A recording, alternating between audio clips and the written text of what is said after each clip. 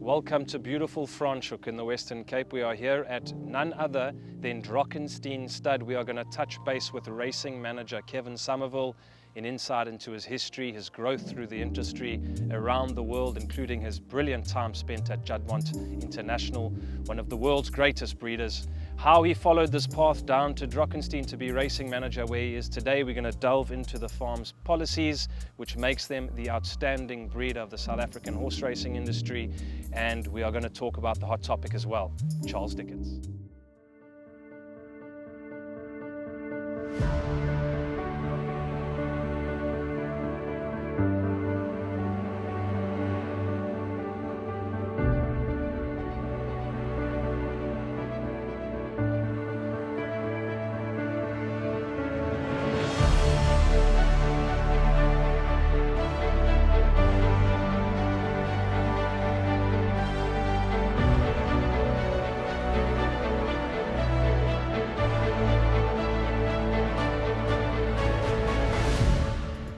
It's a great day to be at work today, and we're filming Taking the Reins at the immaculate Drakenstein stud.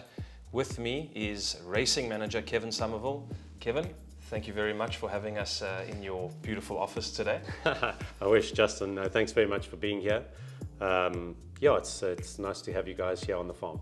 It's been long overdue because your stud farm has had a fantastic run over the last few years, and what we're going to do today is just delve into the history of Drakenstein a little bit. And before we get that, we'll touch on Kevin Sommerville, who he is, and how the bug of horse racing bit. So just for our viewers who don't know who you are, where did you go to school? I know it probably seems like a long time ago, just like it does to me.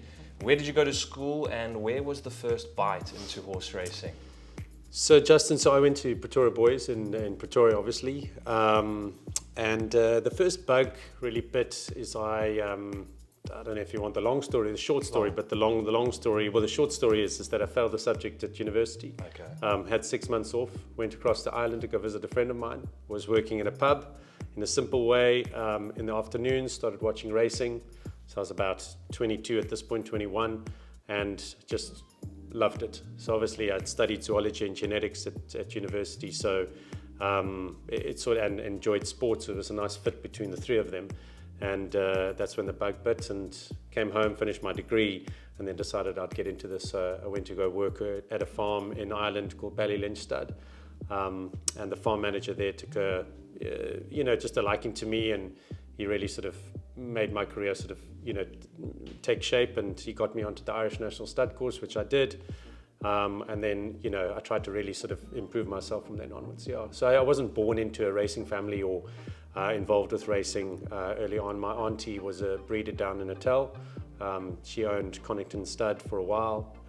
But from then on, it's really just been my own path. Fantastic. That's exceptional. And then, obviously, I mean, I want to put words in your mouth, but you had put down the Dali Flying Start, which you attended as a real catalyst into the global scene of horse racing, and probably played a big role in where your career went forward. For the viewers who don't know exactly what the Dali Flying Start is, it's a 2-year program run by the Dali, now Godolphin, gang, and they send people all over the world. Just take us through the itinerary when you did it, and where you traveled to, and what you learned, and maybe some fellow alumni. Sure. So I think it's a spectacular course, a wonderful idea by Sheikh Mohammed to develop young people into the industry. So it's a 2-year course, as you say. We got to spend some time in Ireland where we did the breaking in season. Then we went to America for the breeding season. We went to Australia for another breeding season. Then we went to Dubai for the racing season. And along the way, you're doing little sections with people. So I spent some time with Mike de Kock. When I was in America, I spent time at Keeneland. We went down and did 3,000 yearling views. We went and did all the September yearling selections with Jeffrey Russo and his team. And so then we went back to Ireland and then back to England to just finish off the course. So a spectacular course where in the mornings you're working with the horses and you're learning the groundwork of how to handle them, working hard. And in the afternoons, you're getting lectures from experts. So we had all sorts of people come in and teach us about pasture management, from to handicapping to just varied foaling to horse anatomy to farrier. I mean, we went on a farrier course. think I've completely forgotten what all of that is about, but it teaches you the basics on the racing industries. I don't think that really existed before that. So there was breeding courses and potentially a training course or whatever it was, but this combined all of them. And obviously you did it with 12 other students from around the world, so you made lifelong friends. And we were the second course that ever existed. The first course was 12 guys and girls, and the first course has actually had a wonderful sort of results around the world. Henry Field was on the first course, Ed Sackville, Tina Rao, so really Francis, who's now one of the best trainers in the world, Grafade, and Henry's now one of the biggest stud owners in Australia. He's really sort of doing an outstanding job. So it opened a lot of doors. You enter into the course wanting to do something, then something else opens up. So it was a spectacular. You got introduced to people that are at the tip of their game, and it would take you 15 years to have met that person or to be introduced to that person, and now you're just meeting them, and from that point you know them. Yeah. So it was a wonderful, almost like you could say it's almost like an MBA in horse racing, but let's maybe not go that far. And literally a flying start, because you're just building a network second to none and traveling the world, which in its own way gives you those experiences that people don't really know, see, or get to learn about in your own little nucleus of an industry where you work, like especially now.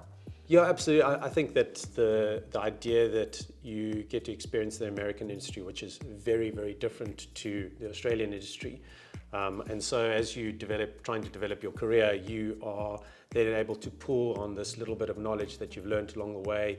You hark back to somebody saying something that potentially that you then use in another instance here, or whatever it is along the way. So it is. Yeah, it was an incredible course. I made incredible friends along the way, and it was, I was incredibly lucky to get on it. And post Flying Start, take us into how you got to Juddmonte, because Juddmonte is probably, in my opinion, the greatest or most successful breeding operation in the world, pound for pound, I suppose is a good phrase of putting it. What was your time like there? What did you do? Who are the big horses you worked with? How was that? That must have been a phenomenal experience. Yeah, it was. I think, you need a lot of luck along the way in your life. And I think that often, things present themselves and you have to sort of grab them. But in this instance, it was just purely timing. And my wife, Katrina, wanted to go overseas. I needed to look for a job. And I asked Jeffrey Russell, who'd worked for Keeneland, if there are any opportunities that he knew of in the UK. And he said to me that he would ask a friend of his, Tim Preston, who was a very good friend of Philip Mitchell, who was the general manager of Juddmonte at the time, if there were opportunities. And actually, literally the day before that, the nominations manager had gone to Philip and said, I think I want to move into a different direction. So actually it was the day before, my email went across to Philip.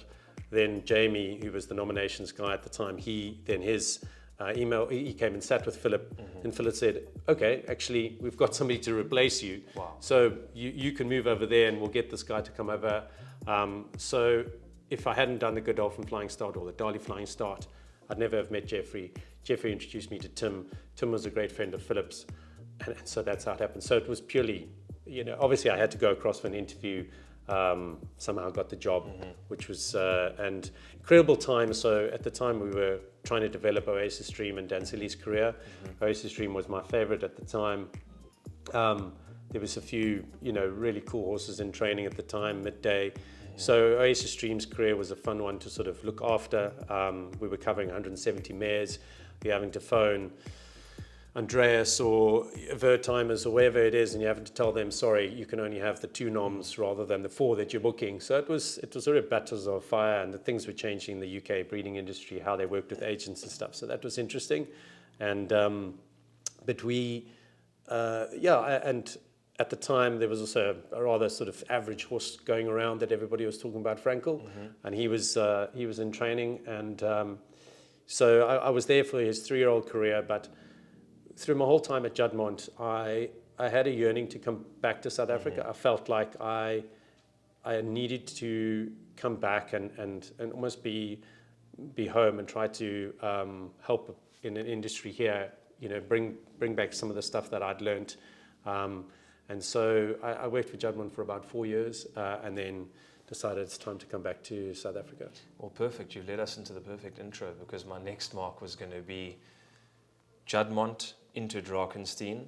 How did that whole thing come about? Did you book a flight back home first, or did you receive a call saying there was maybe an opening? What were the initial chats and conversations? So actually, sort of, I came back to help with the development of Cape Thoroughbred sales, and that was that was a change. There was obviously things happening in South African racing, and I wanted to assist Rob and Bruss in trying to develop that, because I felt that was something that was needed. And came back and I worked for them for about 6 months, and it was during that time Gaynor was a director of Cape Thoroughbred sales, and we just sort of started chatting a little bit, and I realized that Cape Thoroughbred sales wasn't really the right place for me. So I left, and it was about 2 months later that she made contact with me and said, come down, let's have a chat and see if there's something that you... So I met her while I was up in Juddmonte as well. She came and visited the stallions, and we sat on the couch over there and had a really long afternoon chatting about breeding and racing, and where she wanted Drakenstein to go, and how what she felt, and where I felt like I could help, and that was it. And then I started about another 3 months after that. Also, timing was good. Yeah, and I think if you sit back and you look at the last 10, 12, maybe 15 years, time goes by so quickly, there's been a visible policy adaptation to Drakenstein that started a good while ago, and you slowly started to see all little pieces come together, which has built it into this farm, which is just outbreeding its numbers, breeding Group 1 winners at the top level. When you sat with Gaynor, obviously I'm not talking about just that initial conversation, but you obviously would have sat down and said, this is what we're going to do. We're going to go and we're going to buy the best mares we can buy. I'm referring to maybe that period where you snapped up Beach Beauty and My Sanctuary and bought a whole bunch of those mares. Yeah. And obviously you'll elaborate further onto what they've gone and produced. But was that like from the onset? Obviously there was wisdom to that thought process, and it all didn't happen by luck. Was that the policy? Go out, buy those mares, upgrade the broodmare band, get as many good stallions as you can, and then go on to become the farm that it is today? Yeah, so I think me and Gaynor, we had a lot of conversations about where she wanted to go, how we were going to get there. One of the things was specifically around the size of the farm. So she had built a farm that had a capacity for about 100 odd mares. And one of the things was, let's try to, and obviously she had gone overseas, bought some mares, brought them back down to South Africa, and those ones were taking their time to adapt to breeding South African type of horses, because I think that old saying, horses for courses, is really, really true for where you are trying to breed your horse. So we had lots of conversations, and it wasn't just something that happened overnight, but obviously I enjoyed the Juddmonte model, which was to race and breed everything. I mean, he had 250 brood mares, and he would race everything. So it was a wonderful model, and you build families, and you build a history to look back on. So, there's some incredible pedigrees. So if you go back and you look at Showcasing's pedigree, who's a wonderful stallion in the UK at the moment. And I won't go into too much detail, but, the father was bred by Juddmonte, the mother was bred by Juddmonte, the broodmare sow was bred by Juddmonte, the second dam was bred. All of this creates a nice legacy type of thing. So we had many conversations about that as well, and it felt like that would be something that Gaynor would be really interested in doing. And so we had, at the time, there were about 40 or 50 mares on the farm, but we had space for 100. So it was then how we're going to go and increase. So it was very much a model to try and focus on South African breds, focus on good race fillies in South Africa, and try to buy the best we can. Don't go crazy, but to choose the right ones, the ones that had the nice pedigrees or outstanding race fillies or whatever it was, or ones that actually were available to buy, because a lot of them are in hands already of people owned by breeders, or exactly, or people that are not willing to sell. So It was a lot of fun, and we obviously had the European stock here as well. So just mixing these and trying. We obviously, Trippy was a premier stallion at the time, and he still is. And we were trying to find bloodstock that is definitely going to suit what he required. So we went out and we identified some of these horses. Just going out and buying those mares that were really, really good race fillies. But in South Africa in particular, you can buy incredibly well. Like, you just look at the bloodstock results around the world now, what's happened at Tattersalls, what happened at Facey Tipton, what people are prepared to pay for top class race fillies. For some reason that doesn't translate in South Africa, and as well as I do that, you can buy these and less concentration on the deep pedigrees, but more the fact that filly had an ability to run. It's quite an odd, like you say, in the international market, you almost get the Group 1 winners sell in that bracket, Sure. Group 2 winners in that bracket, Group 3 winners in that bracket, and there's almost no relevance to family or female line, whereas here, a breeder would, and it's not a criticism, but it's the way guys look at commercial, I suppose commercial responsibility with horses is you could have a Group 2 winner with no pedigree, and the unplaced mare from a good family will have more value, which is what you're getting at. Exactly. So I mean, we've done enough analysis around the world to know that your best breeding mares are usually your fillies that can run. Yeah. That statistic, it might very well be a self-fulfilling thing, but the bottom line is that statistically they outperform the others. So there's always the dams of Captain Ransoms and stuff that disprove your theory, but in the mass and statistically that's the way. So applying that sort of, and it's not only Drakenstein's model, it was a model that many farms around the world, Juddmonte only ever retired their listed or graded fillies. Maybe they would keep one filly that was related to something. So, but in South Africa you can find incredible value.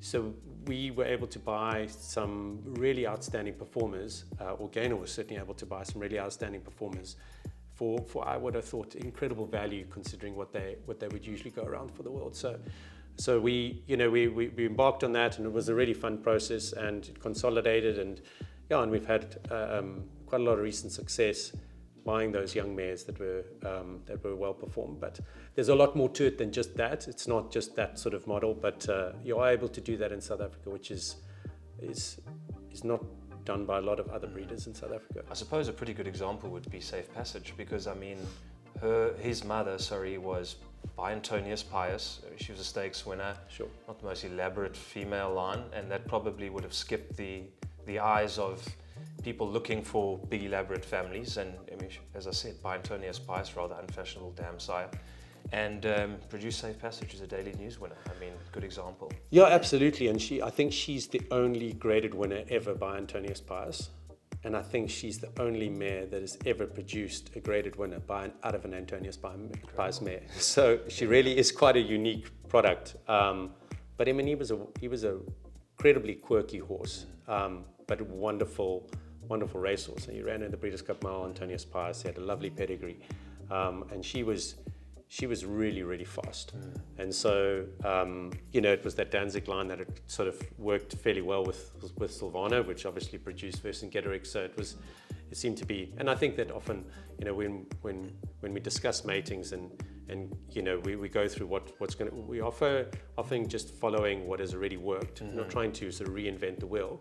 And obviously, we sit and discuss it. Jan always makes the final decision, and I think that that's something that people don't really know about Drakenstein is, well, maybe they do, but the boss has the final say on everything. I don't think people realize how involved she is in everything that goes on here, from the finest detail to the matings to the trainers, the whole lot. It's again was incredibly involved, incredibly enthusiastic about Drakenstein. So it's a hell of a lot of fun working with an owner like that that has the passion for the industry. So that helps you to do your job, and you just have to do it properly. But it's a lot of fun. Kevin, that's wonderful. One thing that people on the outside don't really know is, obviously we touched on earlier about owner-breeder operation. Okay, you do take a lot of yearlings to the sales, etc. But in the instance where you've got a horse that you've bred, you've identified it, you're going to race it, Charles Dickens, for example, what is the what would the process, the chronological order of a horse bred at Drakenstein to going to the training yard? Talk to us about Graafrenet, the pre-training. What is the process? So I'll just go back one step. So we discussed, Gaynor was very keen to continue to be involved in the sales. Okay, so we weren't going to go the full Juddmonte model, which was to race everything. We were going to sort of split it up. We're going to keep the factory going, which was to race the fillies, and we would try to fund the operation by selling the colts.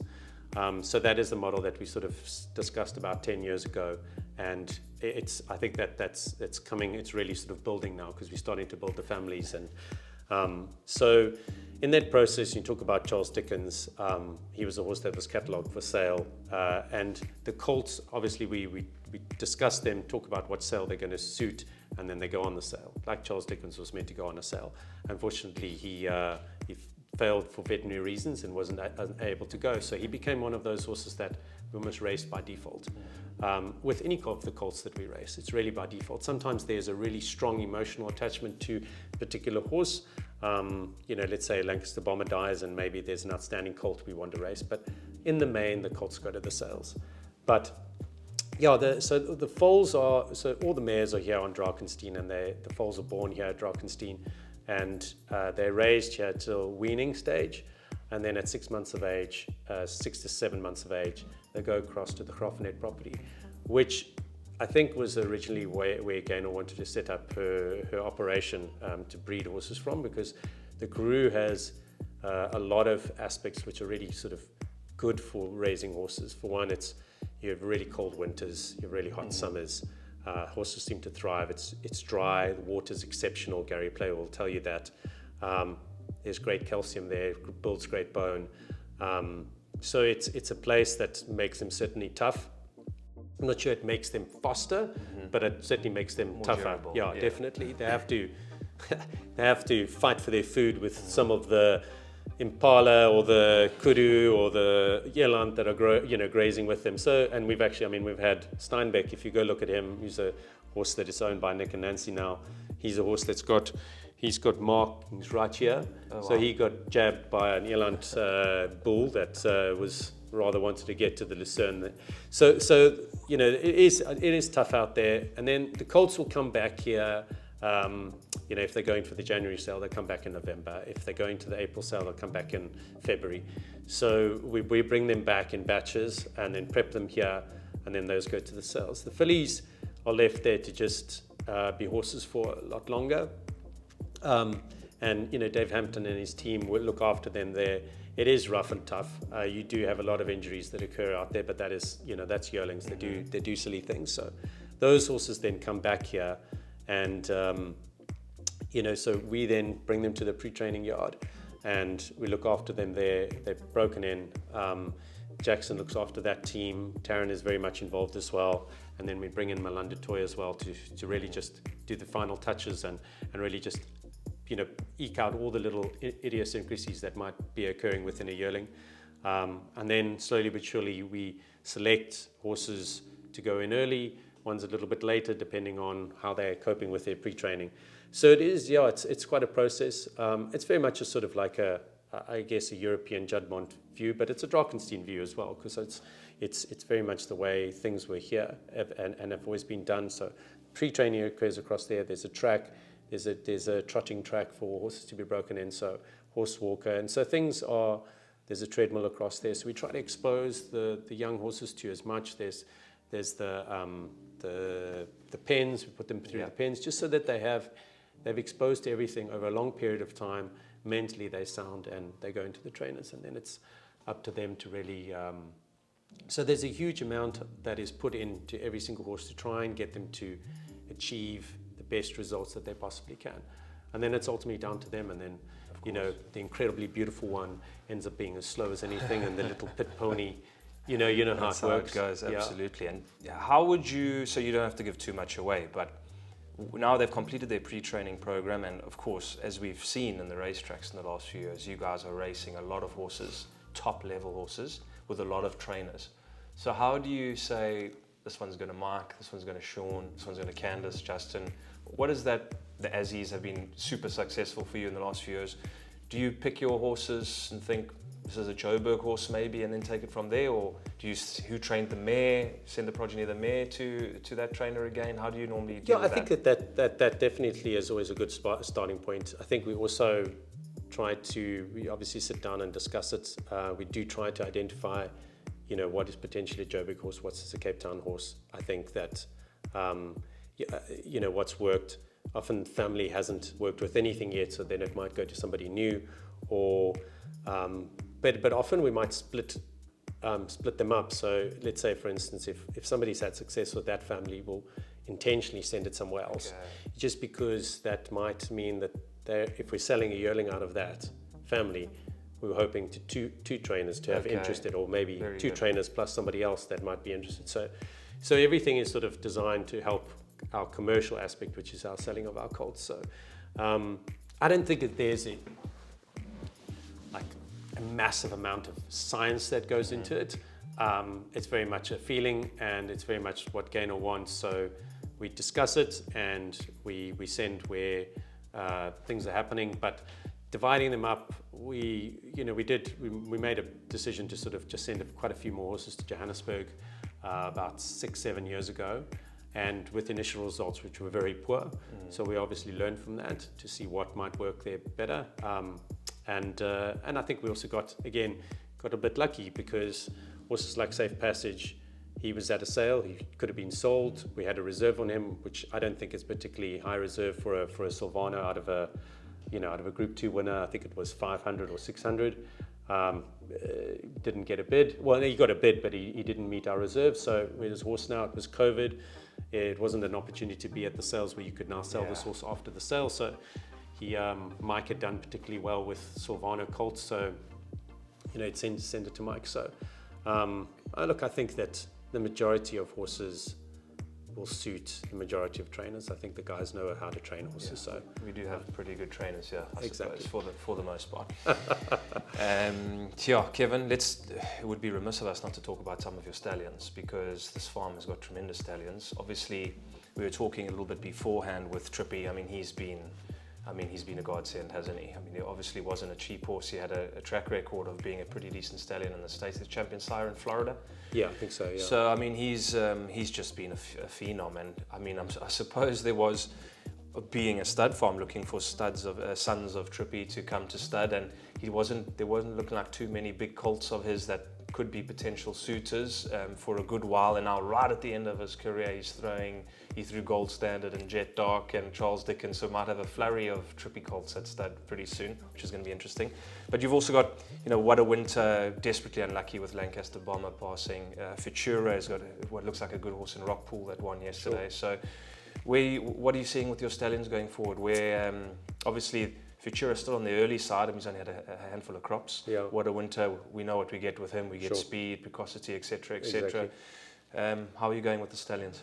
Yeah, look, Trippy, we can touch on him for a long time. He has just been such a legend for Drakenstein. What an incredible find for Gaynor to go out and buy, the very first stallion that she stands as Drakenstein that ends up being champion sire. So that was an incredibly proud moment for him to become champion sire. I think during a particularly strong crop of stallions, there was Silvano, Dynasty, Captain L, who else was VAR was around at the time. I'm sure there's another one I've left off, but it was a particularly strong crop of stallions. It looked like it anyway, and he was champion sire right in the middle of it, which was fantastic effort for a horse that also struggled potentially with his fertility, but his numbers, he could never really get huge books. So I think a wonderful achievement, and he's translated from dirt to grass particularly well. So I think that people, I think they show an incredible amount of speed. Trippies, they're naturally very, very athletic horses. I think maybe in the early years, trainers might have just got carried away a little bit. They show just such natural ability, but I think they've learned to harness that a little bit better now.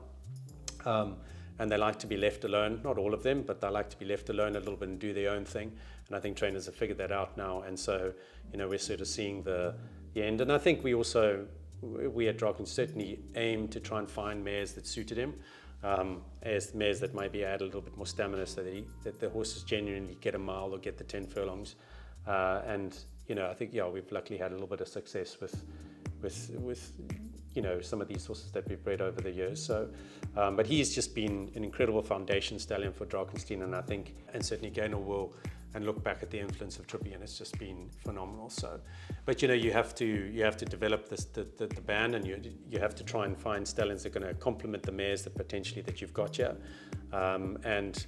I think you make mistakes along the way, buying certain stallions that don't necessarily suit or they don't work out. That's the stallion game, because they're not all going to be Trippies, that is for sure. So What a Winter's been a lovely stallion. He says he's very well syndicated. John Freeman and them look after him, so he's had huge support. I think he does a fantastic job. You buy a What a Winter, you're guaranteed of almost getting a winner, so that's a wonderful stallion. And look, I think with Futura, I think he's young. He's still got we think he's got, the sky's the limit for him, but he really hasn't been particularly well looked after, I guess, on our part as well. But we sort of retired Legislative Futura at the same time, which might have, in hindsight, been a mistake. They competed for the same type of mare, and that maybe is just put Futura slightly on the back foot. But I think, we've got decent mares coming to him over the last 2-3 years. So I really think that things are going to take off. Well, last time I was here, you showed me some of the mares he had covered. I mean, that's a champion sire book of mares. He covered those top race fillies. So you've got to, and we've really ploughed into him. And the results that we're seeing on the ground this year is the first real year where we sent the best of the best that we had. And I'm extremely happy with the foals this year. So I'm not just saying that. I think that they really are an outstanding bunch. So he's a very interesting horse because I think he's very much his father. Mm-hmm. He sires like his father. I mean, he works particularly well with Jalad mares. He works particularly well with Trippy mares. And we know that all of those things work particularly well with Dynasty. So he's very much like that. But he can do one other thing that maybe Dynasty couldn't, is that he can throw a pretty decent sprinter. Mm-hmm. So you'll see some of his graded winners over sprint distances. That is something that is odd about him. So there must be speed lurking, or he complements those sprinting type of mares. So he's definitely in a very, very interesting. I just wish we had got more mares in his first 4 seasons. I think you'd see a very different horse. Some of them take time. Some of them are more classic. I really hope that he's got a decent bunch of 3-year-olds this year, and they look the part. And I'm sure that they're going to be winning stake races, yeah. Well, he's certainly got the bases loaded to come, that's for sure. And I think we have to, Kevin, this horse Charles Dickens, obviously is the talk of the town at the moment. I mean, he looks like he could be the perfect culmination of a real breeding operations policy and put together all the way through, because this horse, I mean, he could be the pinnacle of being an owner breed operation. We might be getting ahead of ourselves. But I think that performance against those older horses, carrying the weight he carried, I mean, he's thrown out a huge number. He's run a mid-130s if you use Russian Rock and 55er, who, to be fair, are pretty decent horses to use, and they're pretty consistent running to their levels. And he did it in a canter. So obviously he's got a big match race coming up, if we can call it that, in a Group 1 with the quality of field, because Mark's coming with Union Square, Shoemaker, Anfield Rockets here.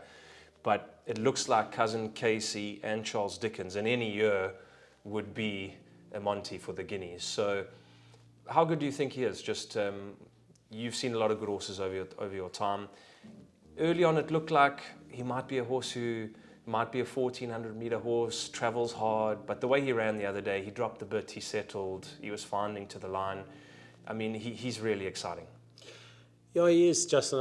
We were trying very hard to just keep level-footed and not get ahead of ourselves. He does do things that other horses can't do, which already puts him into that really fun category of exceptional horses. So, but he hasn't won a Grade 1 yet. That's his big target is Saturday. Whatever happens, I'm sure that. If things go his way, because you need a lot of luck in racing, you really, really do. There's so many things that people have no idea what it actually takes to get a horse to the races. These are animals, they're not machines. There's things going wrong with them all the time. So if he can get to the Guineas and nothing is wrong with him and he runs his race, I think he'll go very, very close. He's a different level, and he's been different right from the beginning.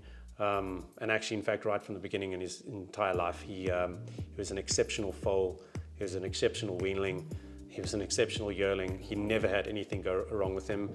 And, So, hopefully things can go his way. But, we know in the Guineas, and I'm not trying to, but history will tell you that the dynasties got beaten in the Guineas, but they ended up, coming back and winning. Yeah. So things can go, there's the way racing is happening at the moment in the last couple of weeks, it's a little bit tricky. Yes. The horses going all to the outside. So, it's all these sort of factors play a part, but I think I think the competition is not just Cousin Casey separated himself from the others. I think that there'll be some, Mike's horses, there'll be others. Brett will certainly be revving his horses up. So I think it's going to be a great race Saturday and be fun. And it's fun. It's nice to have horses like this for people to get really excited, especially at a time for Cape racing when there's change, and it's, you guys are doing a fantastic job, and, long may it continue. So having a horse like this is a lot of fun for Gaynor, and hopefully he can deliver for us. But whatever happens, it happens. Yeah, I mean, you 100%, you summed it up perfectly. I mean, it's a marketing dream, but at the end of the day, it's just one horse race, and there's going to be a lot more after it. Sure.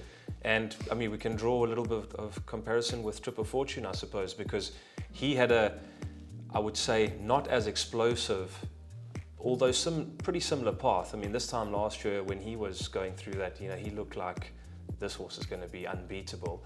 And then obviously he had all the interference in the main race, and then he went off kilter a little bit, looked like he might not stay.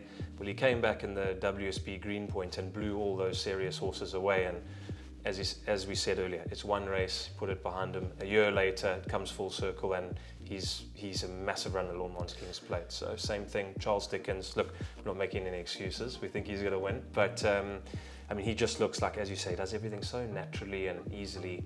Let's hope that he's as good as you hope he is. And so too. Hopefully he can come back to this farm and cover mares like his father. That would be wonderful. That would be the ultimate, I think, for any sort of owner-breeder, is to be able to breed something that comes back, and so that would be the ultimate aim. Thank you, Kevin. It's been fantastic. Probably a little bit longer than you expected, but it's been fantastic to hear from you. I'm sure our listeners and our viewers have been enlightened with a lot of information, and we look forward to seeing you at the Hollywood Bet Guineas next weekend, and hopefully you can be on the winning end. Thanks, Justin. Appreciate it.